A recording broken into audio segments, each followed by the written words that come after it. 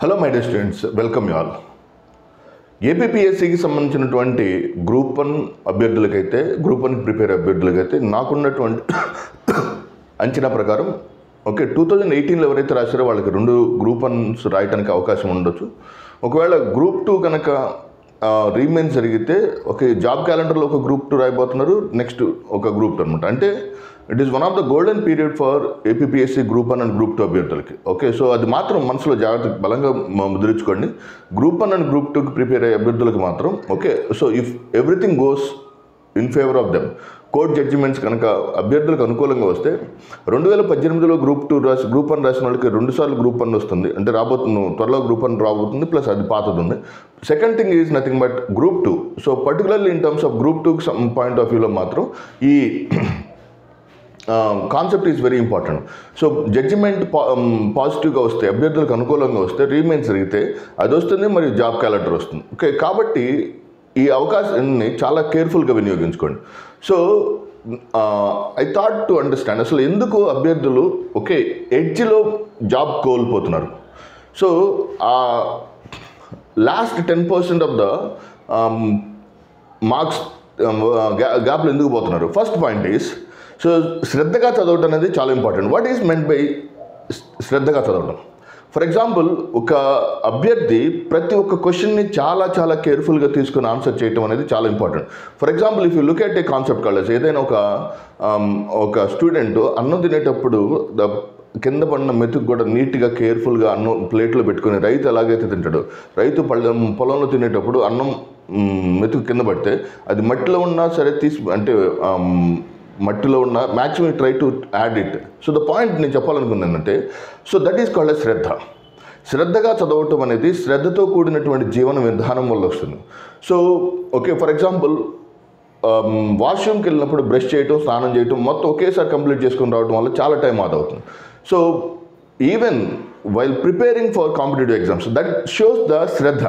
So కష్టపడి చదువుతున్నాను, ఇష్టపడి చదువుతున్నాను. శ్రద్ధగా అంటే ఒక చోట కూర్చొని మనం చదివేటప్పుడు దానికి సంబంధించినటువంటి ఎవ్రీ కాంపనెంట్ని దాన్ని ఫినిష్ చేసుకోవడం అనమాట.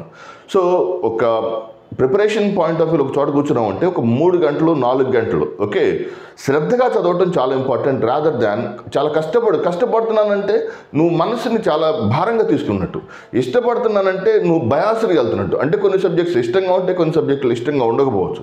ఫర్ ఎగ్జాంపుల్, ఎకానమీ, పాలిటీ లాంటి సబ్జెక్ట్స్, ఏపీ హిస్టరీ లాంటి సబ్జెక్ట్స్ అంత ఇంట్రెస్ట్గా ఉండకపోవచ్చు. But వేరాస్ in the case, the point I want to share here is, నీకు అది ఇష్టంగా ఉన్నా లేకపోయినా, కష్టంగా ఉన్నా లేకపోయినా, శ్రద్ధగా చదవటం మాత్రం చాలా important for your short success అనమాట. So never miss an opportunity to study in a very careful manner. చాలా శ్రద్ధగా చదవటం అనేది చాలా ఇంపార్టెంట్. సో ఎప్పుడైతే మీ ప్రిపరేషన్ని so as per time table fix చేసుకోండి. సో కొంతమంది అభ్యర్థులను చూస్తున్నాం, డే టైమ్ ప్రిపరేషన్ అయ్యే ప్రాసెస్లో నైట్ చాలా తక్కువ స్పెండ్ చేస్తారు. కొంతమంది నైట్ అంతా చదివి డే మొత్తం నిద్రపోతారు. వాస్తవానికి మనకి నైట్ చాలా తక్కువ ఉంటుంది, డే చాలా ఎక్కువ ఉంటుంది. సో ఆ ప్రాసెస్లో కనుక ఎవరైతే the students who can sleep టైంని 2 to 6 మధ్యలో ఎర్లీ మార్నింగ్ 2 నుంచి మార్నింగ్ 6 వరకు స్లీప్ టైం పెట్టుకొని సో ఆ 4 hours పెట్టుకొని మిగిలిన 20 hours కనుక ప్లాన్ చేసుకోగలుగుతాం. అవుట్ ఆఫ్ 24 hours ఈ ఎర్లీ మార్నింగ్ 2 నుంచి 6 వరకు స్లీప్ టైం పెట్టుకోండి. మిగిలిన టైం అంతా కూడా సో 6కి లేచి, సో అది ఏమవుతుందంటే నైట్ అంతా మిగులుకున్నట్టు ఉండదు, ప్లస్ డే టైం డిస్టర్బ్ అవ్వదు. Second thing is nothing but పగలు చదువుకోవడానికి కావాల్సినంత టైం కూడా ఉంటుంది. అలా కాకుండా 2 దాటి 3 అయింది అనుకోండి, ఆటోమేటిక్గా you can see multiple chances వస్తుంది. So the point is, the best ideal time for your sleeping mode is 2 to 6. చాలామంది అభ్యర్థులు చదువుతుంటారు, సో నాకు నైట్ టైం నిద్ర రావట్లేదండి. ఫోన్ ఎప్పుడైతే నువ్వు వాడటం ఆపేస్తావో అప్పుడు నిద్ర పడుతుంది. అంటే ఎక్కువసేపు ఫోన్ చేసి వెంటనే నిద్రపోలేవు. For example, before going to the bed 1 or 2 hours మాత్రం ఫోన్ చదవటం ఆపేసాను. ఎందుకంటే మెలటోనిన్ అనే ఒక కెమికల్ని బ్రెయిన్ని స్టిమ్యులేట్ చేస్తుంది. So melatonin is the hormone so which will secrete your sleep mechanism. Okay, నీ స్లీపింగ్ మెకానిజం స్టిమ్యులేట్ చేసే hormone is called as melatonin. ఎంత ఎక్కువ లైట్ ఉంటే అంత తక్కువ మెలటోనిన్ ప్రొడ్యూస్ అవుతుంది. నువ్వు ఫోన్కి ఎక్కువగా చూస్తూ ఉన్నావు, ఆటోమేటిక్గా ఏమవుతుంది, మెలటోనిన్ సెక్రేషన్ తగ్గిపోతుంది. ఎప్పుడైతే మెలటోనిన్ సెక్రేషన్ తగ్గిపోతుందో స్లీప్ మెకానిజం తగ్గిపోతుంది. ఓకే, అలా కాకుండా ఇఫ్ యు ఆర్ 1 hour ముందే మొత్తం ఫోన్ అంతా పక్కన పడేసి నార్మల్గా చదువుకుంటూ వెళ్ళిపో, then you can have more chances to get extremely very good sleep అనమాట. గుడ్ స్లీప్ అంటే soundful sleep for 4 hours is more than enough for your competitive examination ప్రిపరేషన్లో. సో డెఫినెట్గా ఈ 4 hours మాత్రమే మీ స్లీప్ ప్యాటర్న్గా పెట్టుకొని మిగిలిన టైం అంతా ప్రిపరేషన్కి కొనసాగించండి. సో దీనివల్ల ఏమవుతుందంటే ఎగ్జామ్స్ ముందు మళ్ళీ సడన్గా షెడ్యూల్ మార్చాల్సిన అవసరం ఉండదు. ఎగ్జామ్ దగ్గరికి వచ్చినప్పుడు 99.9% of the students has to change the preparation mode.